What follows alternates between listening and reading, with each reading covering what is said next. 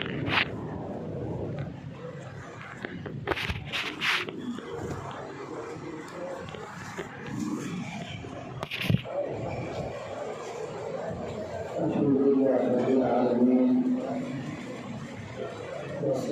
والسلام على سيد المرسلين محمد وعلى آله وأصحابه أجمعين. أما بعد، عن أبي هريرة رضي الله تعالى عنه عن النبي صلى الله عليه وسلم قال: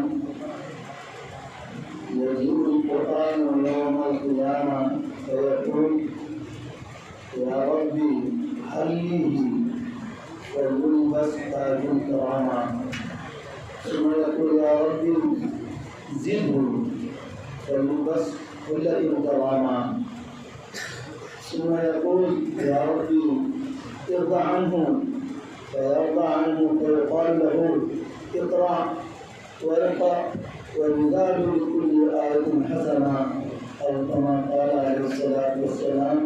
رواه الإمام الترمذي في سننه. معزز ومكرم صدر جلسہ، علماء کرام، حاضران مجلس، بہت ہی بابرکت ہے آج کے مجلس، جس کی نسبت اللہ تبارک و تعالیٰ کی کتاب کی طرف ہے۔ وہ کتاب جو ہمارے آپ کی ہدایت کے لیے نازل ہوئی ہے، اس کتاب کو ہمارے ان جو نوجوانوں نے آج کی اس مجلس میں اس کی تکمیل فرمائی ہے، اور انہوں نے ان دو نوجوانوں نے اپنی سینے میں اس کو محفوظ کر لیا ہے۔ اللہ کے آمد تک ان کے دلوں میں اس کتاب کو محفوظ رکھے۔ بہت ہی خوشی ہوئی ان کو دیکھ کر۔ ان کے علاوہ ہمارے جن بچوں نے پروگرام پیش کیا، ان کو سن کر تو دل کی عظیم کیفیت بن گئی۔ مجھے یاد ہے کہ زیادہ نہیں، 2 سال پہلے یا 1 سال پہلے ہم مفتی سعود صاحب کے ساتھ جامعہ دارالارقم میں آئے تو 2 بچے ہمارے سامنے کھڑے تھے۔ تو مفتی صاحب کہنے لگے: آپ پہچانتے کون ہیں؟ ہمیں معلوم نہیں۔ وہ دونوں جڑوا بھائی تھے۔ کہنے لگے: اب چونکہ اسکول والوں نے ہمارے بچوں کو بلا لیا، اس لیے ہمارے بچہ ابھی اچانک اسکول میں چلے گئے ہیں۔ میں یہ چاہ رہا تھا کہ ان دونوں بھائیوں کو آپ کے سامنے کھڑا کر دوں۔ آئیں گے انشاءاللہ؟ ہے کہاں ہیں؟ ہے تو آ جائے سامنے، کھڑے ہو جائے، کھڑے ہو جائے دونوں بھائی کہاں ہیں آپ کے؟ بعد میں کھڑے ہو جائیں گے۔ مفتی صاحب کہنے لگے: ان دونوں بھائیوں کو آپ دعا کیجیے، بیٹھ جائیں۔ کہ انگلش میڈیم میں پڑھنے والے بچے ہیں، ان کو اس مدرسے میں داخل کر دیا گیا ہے، لیکن ہم بہت پریشان ہیں۔ بس دونوں آپس میں مستی کرتے رہتے ہیں کہ کیا کہیے، مدارس کی خدمات کو چند مہینے گزر گئے نا، چند دن ہی گزر گئے نا، اور چند دنوں میں ایک بچہ جس کی طرف شرارت کی نسبت ہو رہی تھی، جو انگلش میڈیم میں پڑھنے والا طالب علم، اتنے اچھے انداز میں ہمارے سامنے مدارس کی نمائندگی کرے۔ اللہ اکبر! سوچ نہیں سکتے ہم مدارس کیا ہمیں کیا دیتے ہیں، اس کے عملی ایک نمونہ ہے، ایک عملی مثال ہے۔ ایک چھوٹا سا بچہ جو اس کی عمر ہی شرارت کی ہے، لیکن اس کے باوجود یہاں آنے کے بعد ان کی جو کیفیت ہو گئی، انہیں جو تبدیلی آئی، اور اب اس کی عملی مثال ہم نے خود دیکھ لی کہ یہاں کھڑے ہو کر جس انداز میں انہوں نے تقریر پیش کی ہے، مثال نہیں، اس کی مثال نہیں۔ اور صرف یہ اسکول میں پڑھنے والا طالب علم نہیں، الحمدللہ اسکول کے ساتھ ساتھ کلام پاک کو بھی حفظ کر رہے ہیں، مدرسے میں بھی پڑھائی ہو رہی ہے، اسکول میں بھی پڑھائی ہو رہی ہے۔ اس کا مطلب ان بچوں میں صلاحیت ہے۔ یہی نہیں، اس سے پہلے اردو میں جو تقریر جن طالب علم نے کی ہے، کالج کے طالب علم، جب کالج کا نام آتا ہے عجیب ہمارے سامنے عجیب تصویریں گھومنے لگتی ہیں۔ کالج کے طلباء، کالج کے اسٹوڈنٹ، ایک 12ویں میں پڑھنے والا طالب علم یہاں کھڑے ہو کر جس انداز میں ہمیں اسلام کو سمجھا رہا ہے اور مدارس کی خدمات کو پیش کر رہا ہے، مثال نہیں اس کی۔ ان کی زندگی میں تبدیلی کس نے لائی؟ کس نے درجے میں ان کو پہنچایا؟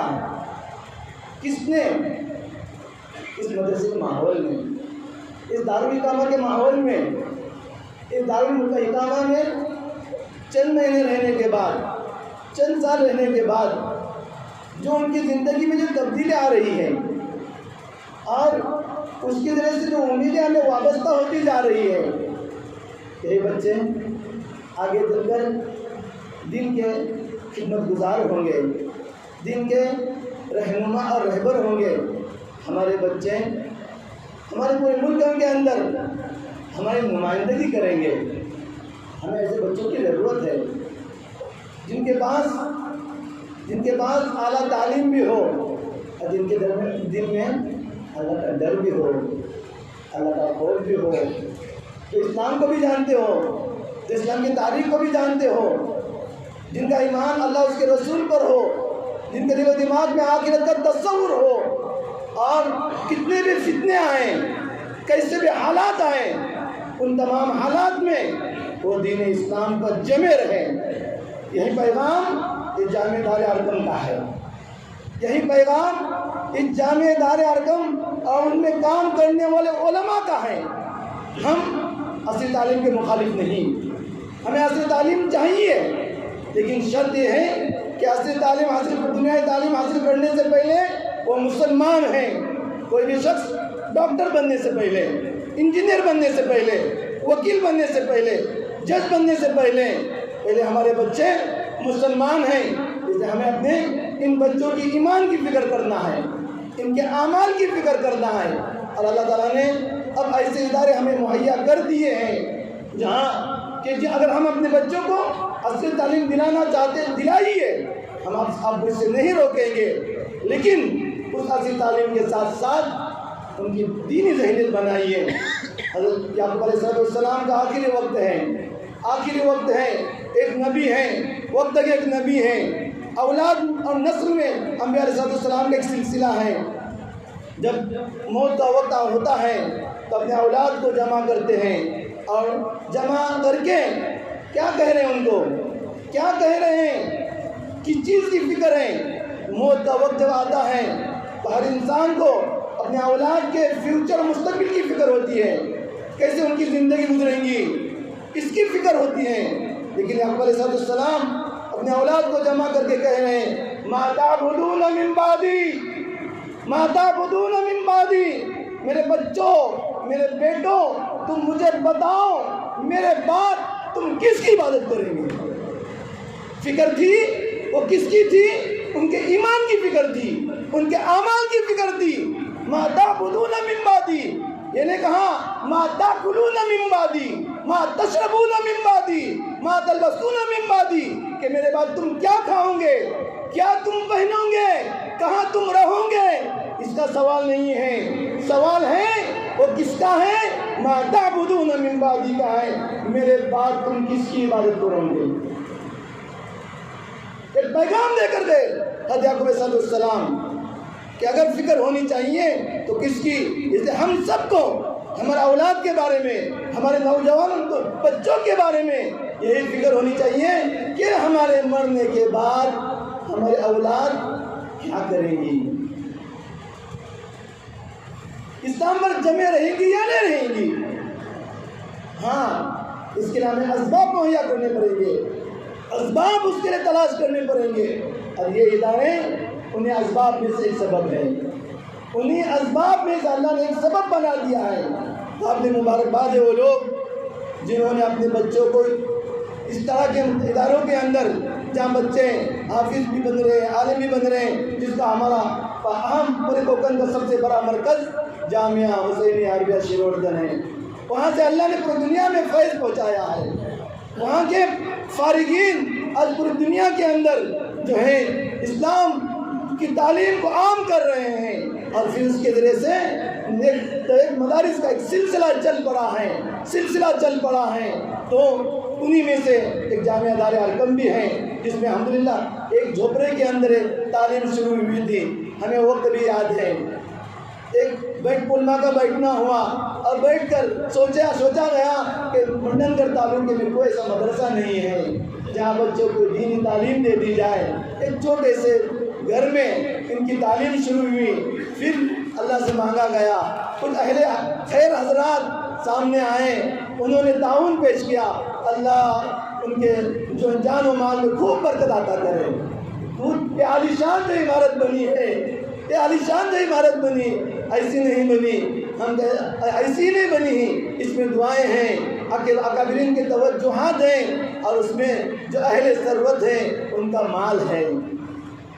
ہم ان کے شکر گزار ہیں کہ آج اس کی وجہ سے یہ ہمیں نماز کے لیے سہولت ہو گئی، یہ درسگاہوں کے لیے سہولت ہو گئی، اب انشاءاللہ اوپر والا منزلہ بن رہا ہے، وہاں ہمارے بچوں کے رہنے کی بھی سہولت ہو جائے گی انشاءاللہ۔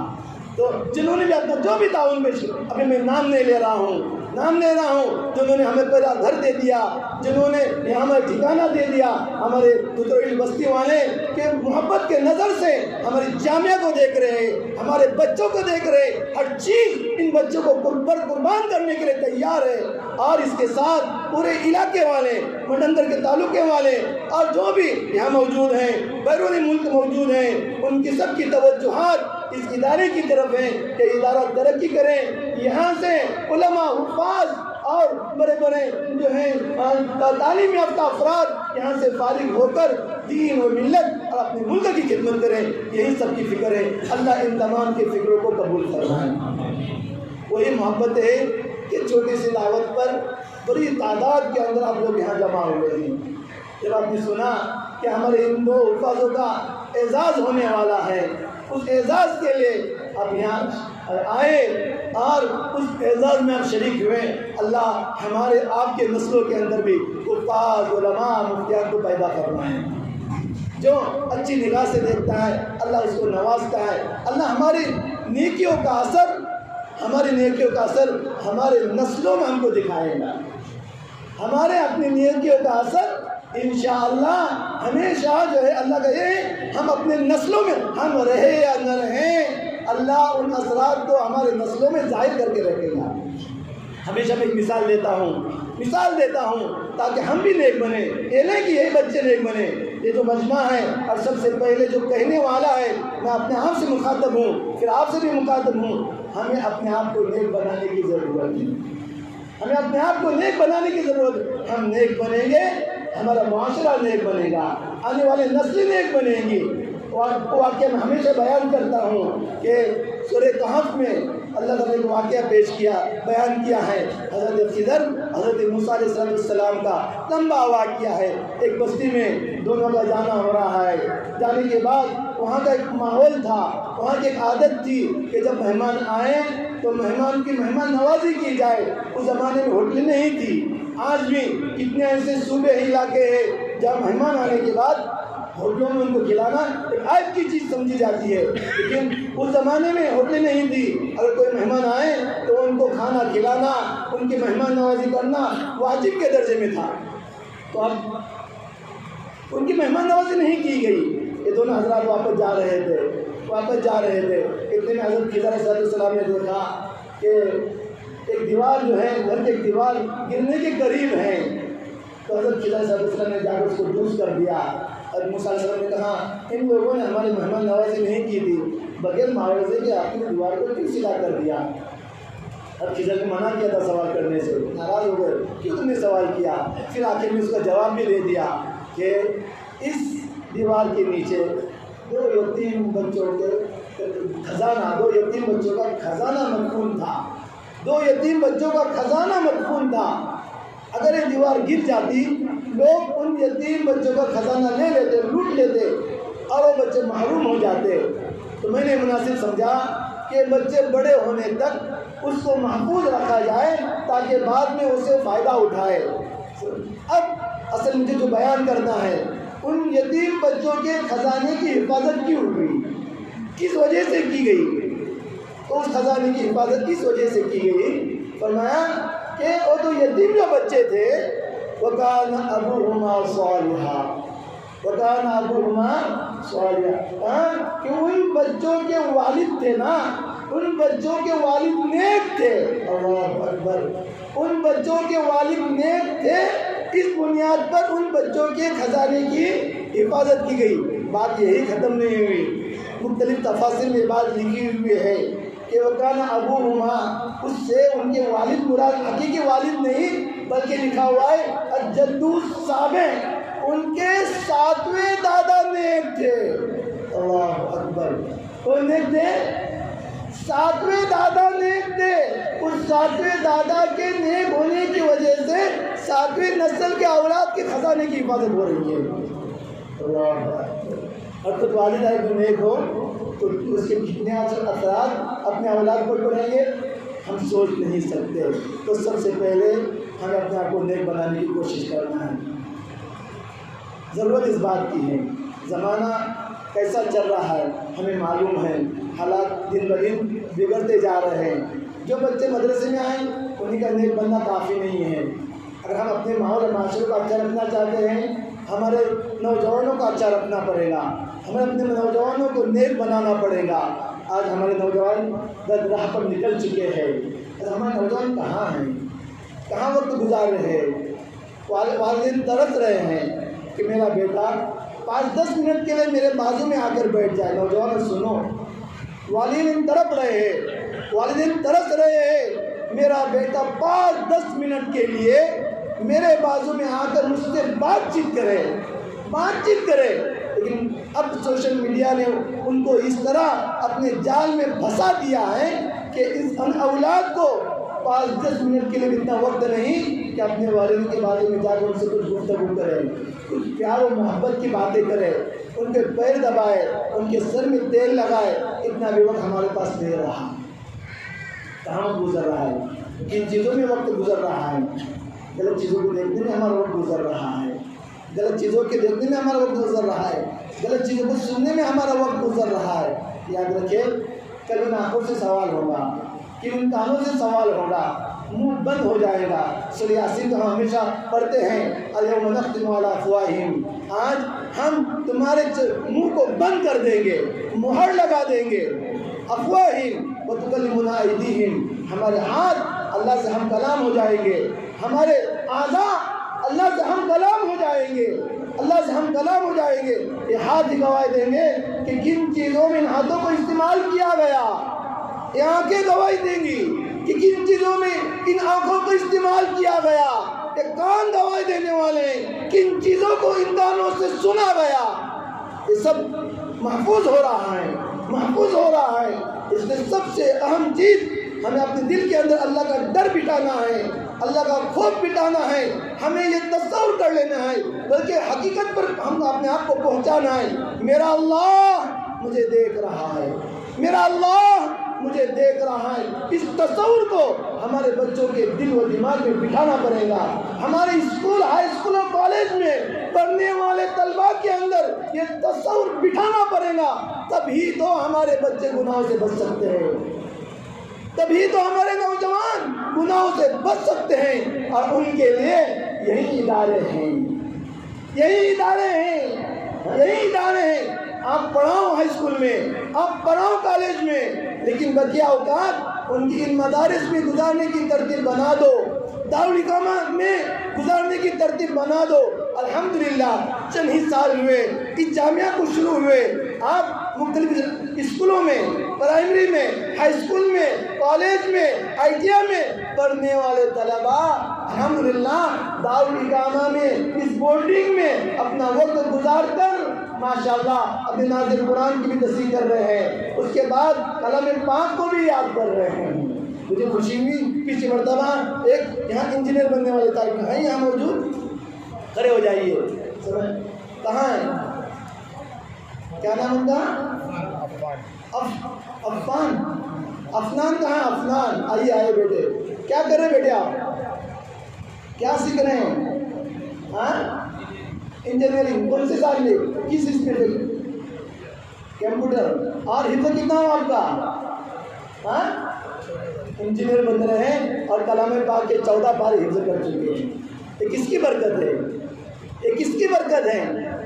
یہ جامعہ کی برکت ہے کہ انجینئر ہیں، اللہ نے ان کے دل و دماغ میں اب اگر کھڑے ہو جاتے، کھڑے ہو جاؤ بیٹے، کھڑے ہو جاؤ، ایسا لگے گا نہیں کہ یہ بچے جو ہیں ہمارے انجینئر کے بارے میں کیا تصور ہوتا ہے۔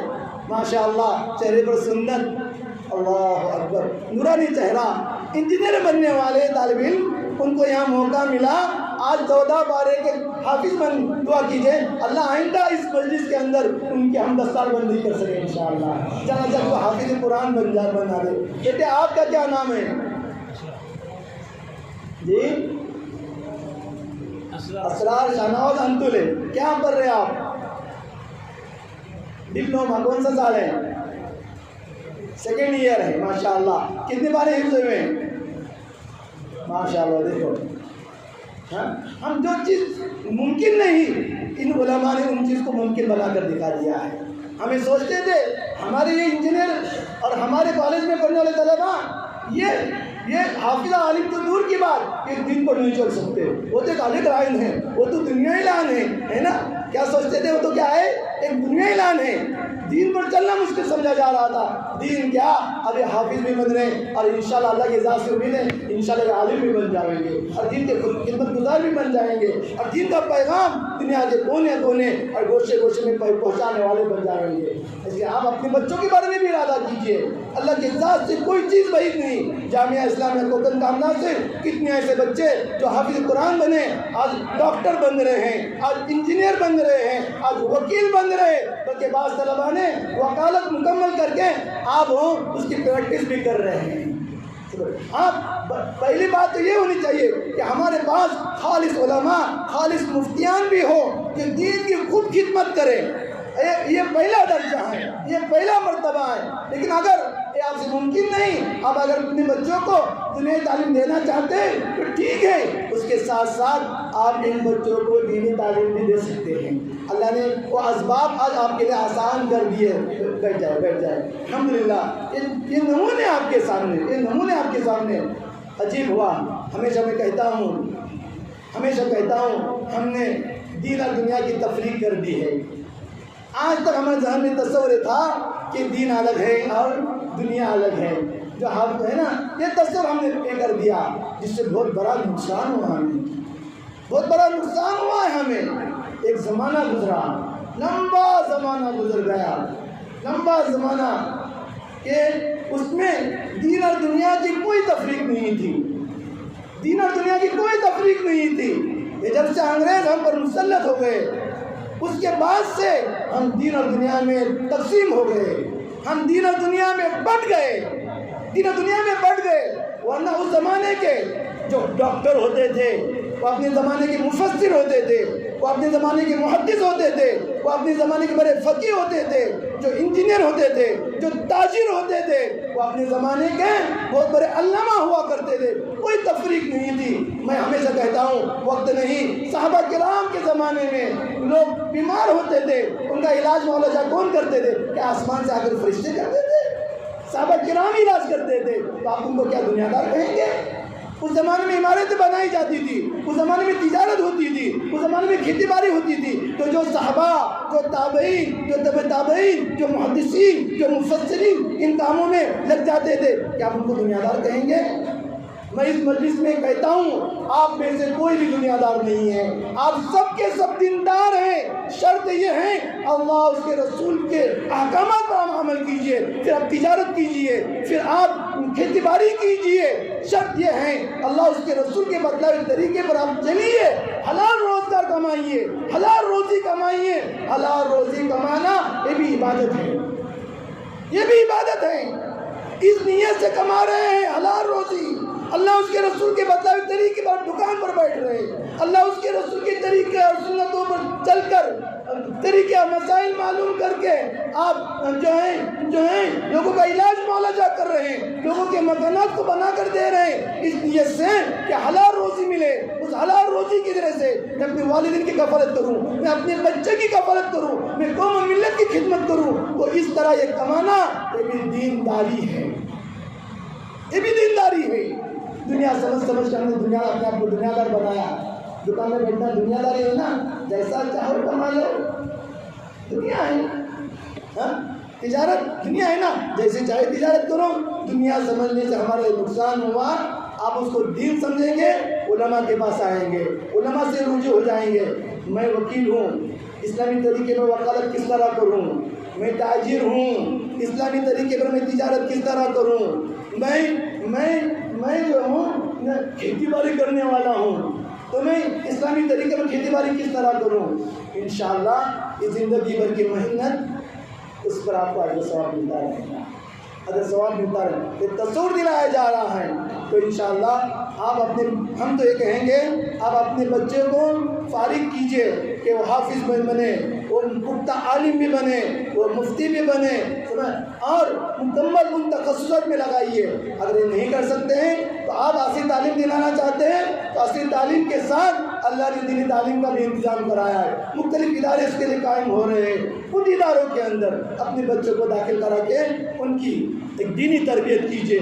کوئی ضروری نہیں ہر ایک کا حافظ بننا، کوئی ضروری نہیں ہر ایک کا مفتی بننا، لیکن اس کا مسلمان بننا ضروری ہے، اس کا مسلمان بننا ضروری ہے۔ اس طرح کے ادارے میں جا کر میں تو کہتا ہوں، ان علماء سے بھی کہوں گا، اگر 4-5 پارے بھی یاد کر لیں انشاءاللہ ہم اپنی اس محنت میں کامیاب ہیں، انشاءاللہ کامیاب ہے۔ وہ بچہ یہاں سے دیندار بن کر جاتا ہے، چند مخصوص صورتیں یاد کر کے جاتا ہے، اپنی ایمان کی حفاظت کر کے جاتا ہے، تو ہمارے جامعہ اور مدرسے کو قائم کرنے کا مقصد حاصل ہو چکا ہے انشاءاللہ۔ اس کی اصل تو ایمان کی حفاظت ہے، اصل ایمان کی حفاظت ہے، ایمان کی حفاظت ہے۔ اگر یہ بچے آ کر ان کی ایمان کی حفاظت ہوتی ہیں تو ہم اپنے مقصد کے اندر کامیاب ہے۔ چاہے جائے کہ وہ حافظ بن کر جائے، چاہے جائے کہ وہ عالم بن کر جائے، تو نور نالا نور، نور نالا نور، نور نالا نور، تو میں نا بہت بڑی چیز ہو جائیں گی۔ الحمدللہ اس طرح کی کوششیں، اس طرح کی فکریں ہو رہی ہیں۔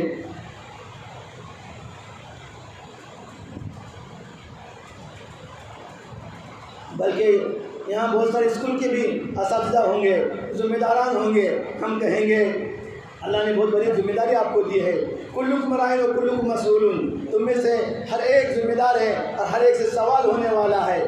تو ہمارے اساتذہ، اسکول کے اساتذہ اور اسکول کے مینجمنٹ اپنی اسکولوں کے اندر سب سے پہلی فکر یہ کرے کہ ہمارے اسکول میں آنے والے بچوں کا ایمان محفوظ رہے۔ تعلیم کے اندر کمی کو گوارا کیا جا سکتا ہے، تعلیم میں کمی کو گوارا کیا جا سکتا ہے، لیکن بے ایمان ہو کر کوئی اسٹوڈنٹ اس اسکول سے چلا جائے اس کو کبھی گوارا نہیں کیا جا سکتا۔ تو ہم اپنی اسکولوں کا ماحول کیسے، دینی ماحول کیسے ہو سکتا ہے، اس کے ہم سب سے پہلے مرحلے میں اس کی فکر کریں۔ کیوں؟ جو نئی تعلیمی پالیسی آ رہی ہے ہمارے سامنے، جس کو نافذ کر دیا گیا ہے، اگر اس کی طرف ہمیں توجہ نہ رہے تو ہمارے مسلم مینجمنٹ کے اسکولوں میں جو پڑھنے والے بچے ہیں وہ بھی بے دینی بلکہ بے ایمانی کے ساتھ نکل سکتے ہیں۔ اس طرح کا ماحول بنایا جا رہا ہے، اس طرح کا سلیبس بنایا جا رہا ہے، قرآن تہذیب کو لادا جا رہا ہے، غیر شرعی تہذیب کو لادا جا رہا ہے، لادا جا رہا ہے۔ اس لیے اب ضروری ہے ہم ان اسکولوں اور اداروں کے اندر فکر کریں، ہر وہ چیز جو ہمارے ایمان سے ٹکراتی ہو، جو ہمارے ایمان کے منافی ہو، ہم حکمت اور مصلحت سے اور دانائی سے کس طرح ہم اپنے بچوں کو اس سے دور رکھ سکتے ہیں۔ ہاں الحمدللہ اس کا ایک طریقہ تو ہمارے اپنے مکاتب ہیں، مکاتب جس کی طرف مفتی سعود صاحب نے اشارہ کیا، جس کی طرف مفتی عبدالرؤف صاحب اور مولانا سراج صاحب اور مولانا ناصر صاحب سب نے جو ہے ملے جلے الفاظ میں اشارہ کیا ہے۔ آج ہمارے مکاتب ایک بہت بڑا ذریعہ ایمان کی حفاظت کا بہت بڑا ذریعہ ہے۔ ہمارے مکاتب میں بچوں کو پڑھایا جا رہا ہے، ناظر قرآن پڑھایا جا رہا ہے، دعاؤں کو یاد کرایا جا رہا ہے۔ لیکن یاد رکھیے بہت اہم بات میں آپ کو بتلانا جا رہا ہوں، مکتب کے 2 مرحلے ہیں، مکتب کے 2 مرحلے۔ ایک مرحلہ تو وہ ہوتا ہے جو رکھنے کا ہوتا ہے، جو یاد کرنے کا ہوتا ہے، اور ایک مرحلہ سمجھنے کا ہوتا ہے۔ جس طرح پہلا مرحلہ ضروری ہے، اس سے کئی گنا زیادہ دوسرا مرحلہ ہے۔ پہلا مرحلہ پرائمری کا ہے اور دوسرا مرحلہ ہائی اسکول اور کالج کی عمر کا ہے۔ ہوتا کیا ہے، ہم سب جماعت المسلمین کے ذمہ داران خوش ہیں کہ ہمارے گاؤں میں مکتب کا نظام ہے، ہر مسجد کے امام صاحب مکتب پڑھاتے ہیں، لیکن یہ محنت پہلے مرحلے کی ہے، یہ محنت پہلے مرحلے کی ہے۔ کیا مطلب پہلے مرحلے کی؟ یعنی یہ محنت صرف رٹنے کی ہے، معاف کیجیے میں تنقید نہیں کر رہا ہوں، یہ عمر ہی یاد کرنے کی ہے، یہ ہونا ہی ہے۔ پہلا مرحلہ جس میں قرآن کو رٹایا جاتا ہے، قرآن کو یاد کیا جاتا ہے، سورتوں کو، دعاؤں کو یاد کرایا جاتا ہے، ایمان مفصل کو یاد کیا جاتا ہے، آمنت باللہ و ملائکتہ و کتبہ و رسلہ، یہ سب یاد کرایا جاتا ہے۔ لیکن کسی بچے کا ہاتھ پکڑ کو پوچھو ایمان باللہ کیا ہے، ایمان بالرسل کیا ہے، ایمان بالملائکہ کیا ہے، کوئی نہیں بتا سکتا، رٹا ہوا ہے، سمجھی ہوئی چیز۔ اب یہ بچے جب سمجھنے کی عمر کو آ جاتے ہیں، ہائی اسکول کی عمر کو آ جاتے ہیں، کالج کی عمر کو آگے پر جب پہنچ جاتے ہیں، تو یہ بچے ہمارے مکتب سے غائب ہو جاتے ہیں، ہمارے مکتب سے، خصوصاً ہماری بچیاں کہ 5ویں 6ٹی کے بعد تو مکتب میں آتی ہی نہیں ہیں، تو آئیں گی بھی کیسی، بڑی عمر والی ہو چکی ہیں۔ تو پھر آپ کیا کریں؟ بے دینی قسم کو گھر بٹھائے رکھیں؟ نہیں، اس طرح تو کرنا نہیں ہے۔ اب ہمیں فکر جو کرنا ہے، کیونکہ اعلان کیا گیا جماعت المسلمین کے ذمہ دار یہاں موجود ہیں۔ کل بھی ہم نے مہاڑ میں تقریباً 52 بستیوں کے جماعت المسلمین کے ذمہ داروں کو جمع کیا تھا، وہاں پہ ایک تفصیلی بات ہوئی تھی۔ اللہ کا لاکھ لاکھ شکر احسان کہ اللہ نے کوکن والوں پر بڑا احسان کیا، اور ان کے آباء و اجداد نے سالوں سال پہلے جماعت المسلمین کی بنیاد رکھی۔ کس کی بنیاد؟ میں سوال کرتا ہوں، ہمارے علاقے میں، علاقے کوکن میں سب سے بڑا ادارہ کون سا ہے؟ تو سب سے بڑا ادارہ جماعت المسلمین ہے۔ کون سا؟ جماعت المسلمین ہے سب سے بڑا ادارہ۔ کون سا ایسا گاؤں جہاں جماعت المسلمین نہیں ہے؟ 5 گھروں کی تب بھی جماعت المسلمین، اور 1000 گھروں کی تب بھی۔ اور یہ آج کا نہیں ہے نظام، ہمیں اپنے یہاں کی کوکن کے اعتبار سے تقریباً 200 سال کا نظام تو ہمیں معلوم ہے۔ جامع مسجد ممبئی میں چلے جائیے تو پتہ چلے گا تقریباً 200-250 سال کی تاریخ وہاں موجود ہے جماعت المسلمین کی۔ ہمارے مہاڑ کے 200 سال پہلے 2 بڑے مفتیان گزر چکے ہیں۔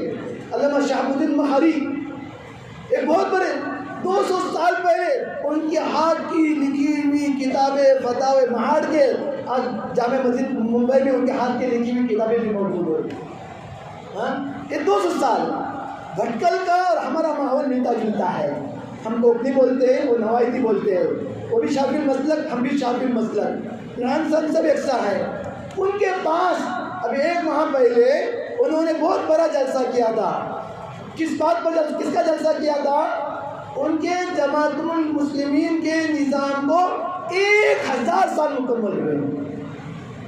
کتنے 1000 سال۔ ان کے بعد پوری تاریخ، سب سے پہلے کون صدر تھے، پھر کون، پوری تاریخ 1000 سال کی تاریخ ان کے بعد محفوظ ہے۔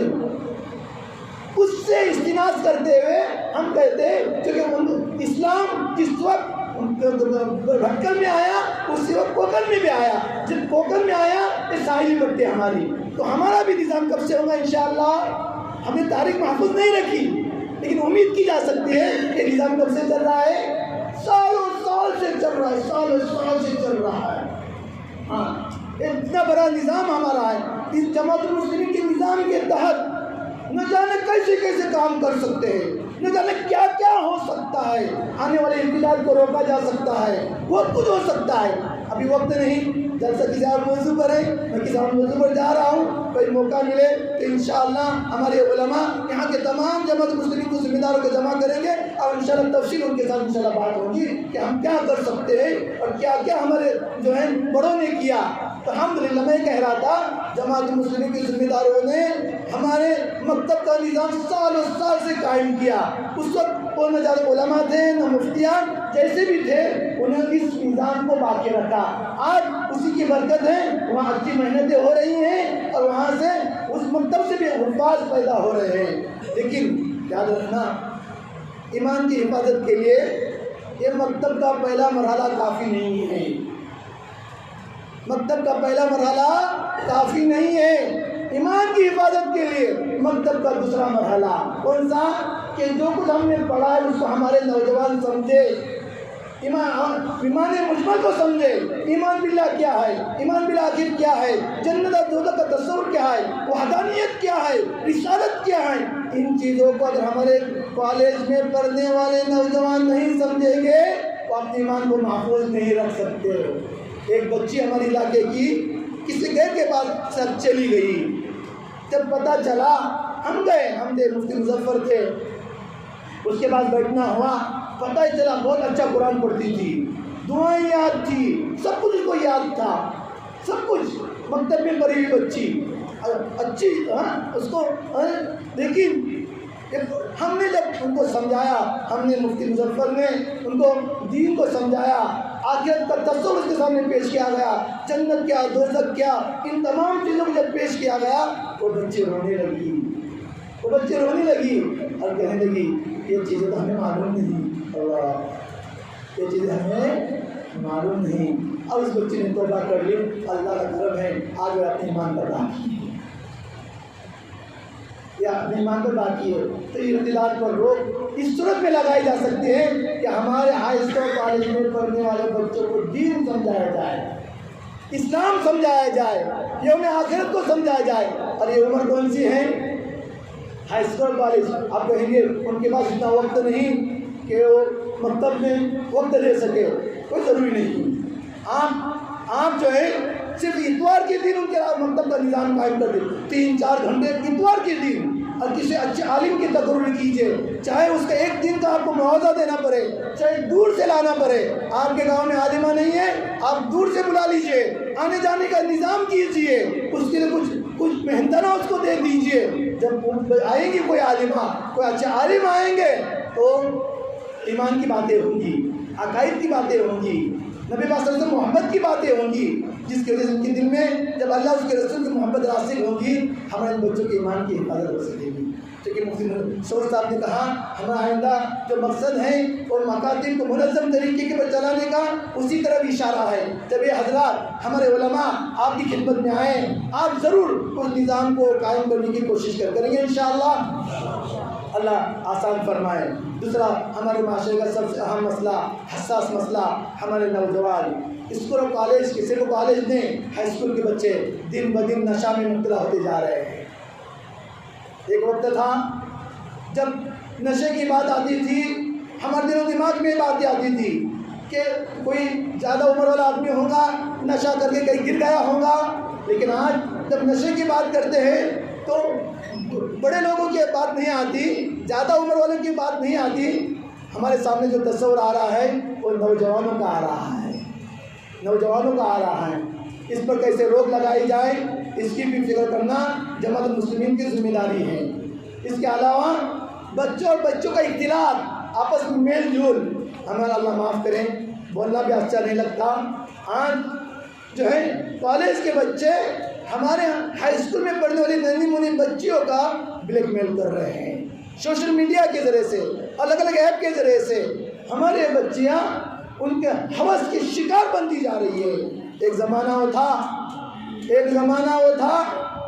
کہ نبی پاک صلی اللہ علیہ وسلم نے فرمایا عجیب یہ ہمارے نوجوان کیسے درندے بن گئے ہیں، ایک تصور نہیں تھا ہمارے نوجوانوں کے بارے میں۔ ایک زمانہ تھا ایک عورت تنہا مقام ہیرا یمن سے نکل کر جنگل سے ہوتے ہوئے بیت اللہ جاتی اور بیت اللہ جا کر وہ حج کا طواف کر لیتی. کوئی ایک نوجوان ایسا نہیں ہوتا, کوئی ایک لڑکا ایسا نہیں ہوتا جو غلط نگاہ اٹھا کر اس عورت کو دیکھے. لیکن آج ہماری بہنیں ہمارے ہاتھ سے محفوظ نہیں رہی, آج ہماری بیٹیاں ہمارے ہاتھ سے محفوظ نہیں رہی, آج ہمارے پڑوس کی بیٹیاں ہمارے ہاتھ سے محفوظ, آج ہمارے نوجوان درندے بنتے جا رہے ہیں, درندے بن. اور یہ نتیجہ ہے سوشل میڈیا کا. شہوت ابھرتی جا رہی ہے. آج آئے دن طلاق اور خلا کا معاملہ ہمارے سامنے آ رہا ہے. کیوں؟ شادی نہیں ہوئی, پتہ چلا اس لڑکی کا تعلق کسی اور کے ساتھ ہے یا کسی نے اس کا اپنے حوض کا شکار بنا لیا ہے. یہ کیا چیزیں ہیں؟ ہمارا معاشرہ ایسا تھا, ہمارے نوجوان ایسے تھے, ہمارے نوجوان دوسرے عزت کے محافظ تھے. دوسرے لوگ ہمارے بستیوں کے بازو میں آ کر بسیرا کرتے تھے کہ ان مسلمانوں کے ذریعے سے ہماری عزتوں کی حفاظت ہوں گی, عزتوں کی حفاظت. لیکن آج ہمارے بچیاں ہم سے محفوظ نہیں ہیں, ہم سے محفوظ نہیں ہیں. ایسی شہوتیں ابھر رہی ہے. یہ سب نتیجہ ہے سوشل میڈیا کا. اس پر روک لگانے کو ہوگی یا صحیح طریقہ, مثبت طریقہ اس کے لیے ہم کو اختیار کرنا پڑے گا. بہت سارے موضوعات ہیں, مختصر وقت میں یہ سب چیزیں تو آپ کے سامنے پیش نہیں کی جا سکتی. ان تمام چیزوں کو لے کر ہمارے علماء کھڑے ہو چکے ہیں. علماء کوشش کر رہے ہیں تعلیمی اعتبار, دینی تعلیم کے اعتبار سے, دنیا تعلیم کے اعتبار سے, فلاحی کاموں کے اعتبار سے فکر مند ہیں. ابھی جیسے اعلان کیا گیا مفتی عبدالرحمان صاحب کی طرف سے 3 صندوق جیسے کام شروع ہوا. دیکھتے دیکھتے ماشاءاللہ پورے علاقے میں آج جو ہے 20 بیواؤں کو, بلکہ 170 بیواؤں کو ماہانہ مدد جا رہی ہے. میڈیکل کے لیے جا رہی مدد, ایجوکیشن کے لیے تعاون جا رہا ہے. ہمارے معاشرے کے غریب ہیں, محتاج ہیں, ضرورت مند ہیں, کیا ان کا ہم پر حق نہیں بنتا؟ کبھی کبھی ایسا ہوتا ہے جب ہم آفس میں بیٹھتے ہیں, لوگ آتے ہیں, کوئی کمانے والا نہیں, کوئی پوچھنے والا نہیں, آتے لیکن ہم کی ضرورتوں کو پورا نہیں کر پاتے. بہت ساری ضرورتیں زیادہ ہیں, ادارے کم ہیں, دینے والے کم ہیں, تو کرنے والوں کو کرنے دیجئے, اچھے نظر سے دکھائے. آج کرتے تو کچھ نہیں لیکن کرنے والوں کو بدنام کیا جا رہا ہے. صندوقچے کے بجائے کہا جا رہا ہے, صندوقچے سے پیسے سے عمارتیں بنائی جا رہی ہے, گھر بنائے جا رہے ہیں. کیا ان کو اپنے آخرت کی فکر نہیں ہے؟ کیا ان کو اللہ کا منہ دکھانا نہیں ہے؟ کیا ہمیں اللہ کا منہ دکھانا نہیں ہے کہ بیواؤں یتیموں کے پیسے کھا کر آخرت کو برباد کرے؟ آپ کے جملوں کی وجہ سے, آپ کی تبصرے کی وجہ سے دینے والے ہاتھ پیچھے ہو رہے ہیں, دینے والے ہاتھ رک رہے ہیں. کیوں بے بنیاد باتیں کہی جا رہی ہے, کیوں بے بنیاد باتیں کہی جا رہی ہے جس کی کوئی بنیاد نہیں ہے؟ ایسی باتیں صرف ہم اپنے ادارے کے نہیں, کتنے اچھے ادارے کام کر رہے ہیں, کتنے اچھے افراد کام کر رہے ہیں. آج معمولی کام کرنے والا کار میں گھوم سکتا ہے, لیکن یہ خدمت کرنے والے علماء اگر ان کے پاس کار آ گئی, کیا صندوقچے کے پیسے سے کار آ گئی؟ کیا زکوٰۃ کے پیسے سے کار آئی؟ کیا ان کا کوئی بھائی نہیں ہے؟ کیا کوئی خاندانی ان کا آدمی نہیں جن کو اللہ نے مال و دولت سے نوازا؟ کیا کسی ان کا کوئی رشتہ دار نہیں ہے؟ کیا ان کا کوئی دوست عزیز نہیں ہے؟ دوسرے کو گھر بن سکتے ہیں, کیا ان علماء کے گھر نہیں بن سکتے؟ کیا یہ علماء اپنی گاڑیاں نہیں لے سکتے؟ کیوں ہم بیجا تبصرے کر رہے ہیں, بیجا تبصرے کر رہے ہیں؟ ایک معمولی 10,000 روپے کمانے والا گاڑ میں گھوم سکتا ہے, اور ایک خدمت انجام دینے والے ہو سکتا ہے ان کی خدمت کو دیکھ کر کسی نے اپنی گاڑی پیش کر دی ہو سکتا ہے ان کی خدمت کو دیکھ کر کسی نے ان کا گھر بنا کر دے دیا ہو. گھر بننے کا مطلب کیا انہوں نے زکوٰۃ سے گھر بنایا ہے؟ گاڑی لینے کا مطلب کیا چوری کر کے انہوں نے گاڑی لی ہے؟ معاشرے کو برباد کر رہے ہیں ہم, لوگوں کا ہاتھ کرو. کتنے ایسے لوگ جو بڑے بڑے کام کرنا چاہ رہے تھے, ان تفسیروں کی وجہ سے وہ اپنے ہاتھ کو روک لیا, اور علاقے میں اچھے اچھے کام ہونے والے رک گئے ہیں. اگر یہ برا کر رہے ہیں, اگر یہ خیانت کر رہے ہیں, ان کا معاملہ اللہ کے ساتھ ہے. اللہ کو ان کو جواب دینا ہے, اللہ کو ان کو جواب دینا ہے. جو بھی کرے اللہ کے سامنے کھڑے ہو کر ان کو جواب دینا ہے. کرنے والے کام تو نہیں کر رہے ہیں, بے جا تفسیرے, بے جا تجزیے, بے جا تفسیرے. آج کچھ نہیں تو ہم کو واٹس ایپ مل گیا ہے نا, آفس میں بیٹھے بیٹھے کچھ کام نہیں نا, بے بنیاد چیزیں, ادھر ادھر کی باتیں, کچھ سنی سنائی باتیں, ادھر سے ادھر, ادھر سے ادھر. اس نے پاس کیا پڑھے ہم نے, اس کو ادھر سے پاس. کتنے لوگوں کی عزتوں کو اپنے برباد کر دیا ہے. کتنے ایسی لڑکیاں بے گناہ لڑکیاں تھی، بے گناہ، کوئی ان کے طرف سے غلطی نہیں ہوئی، کسی نے بدنام کرنے کے لیے ایک میسج چھوڑ دیا، اپنے فارورڈ کرتے کرتے پوری دنیا کے اندر اس لڑکی کو اپنے بدنام کر کے وہ اس کو بغیر نکاح کے گھر میں بیٹھا رکھا ہے آپ نے۔ شریعت تو کہتی ہے اگر اس سے غلطی ہوئی ہے اس پر پردہ ڈال دو۔ آپ کون ہے پردہ پھاڑنے والے؟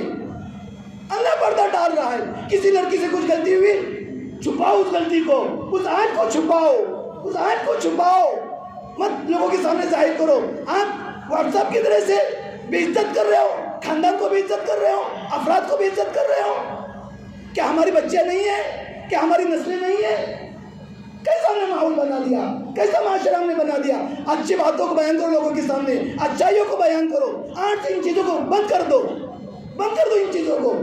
لوگ ڈپریشن میں جا رہے ہیں، یہ سن کر ایسا ہوا۔ اب ہمارا یہی نہیں، ہم اپنے اس ملک کے اعتبار سے ارے یہ واقعہ ہوا، ارے ہمارا فیوچر کیا ہوگا، ہمارا مستقبل کیا ہوگا، تو کیا ہم اس ملک کو چھوڑ جائیں گے؟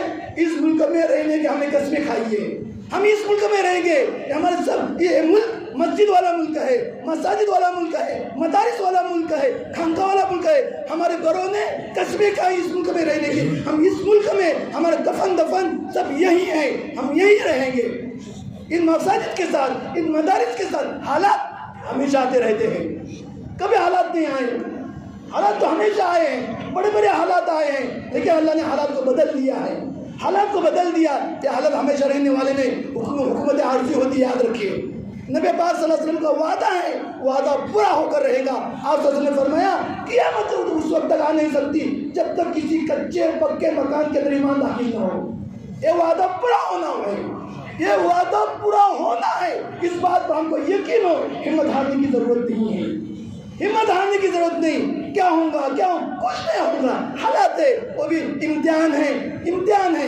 ہاں اس کے لیے اسباب اختیار کرنے ہوگی۔ وَأَنْتُمُ الْأَعْلَوْنَ إِن كُنتُم مُؤْمِنِينَ، تم ہی سر بلند رہو گے۔ وَلَا تَهِنُوا وَلَا تَحْزَنُوا، بس ہمت مند ہو جاؤ، کم زدہ مت ہو جاؤ۔ وَأَنْتُمُ الْأَعْلَوْنَ، تم ہی سر بلند رہو گے، لیکن شرط ہے إِن كُنتُم مؤمنین، تم ایمان پر رہو گے۔ تو کس پر؟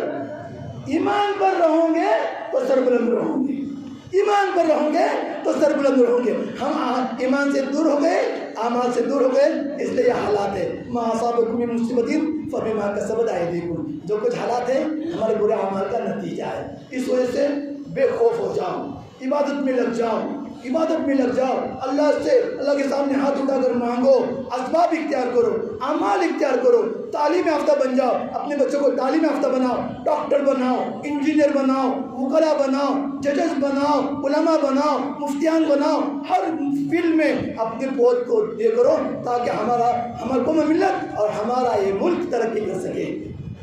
ہم نے اس ملک کو منتخب کیا ہے، اس ملک کو ترقی، یہ ہمارا اپنا فرض، اس ملک کو ہم ترقی دے سکے، ہم اچھی زندگی، سکون والی زندگی گزار سکے۔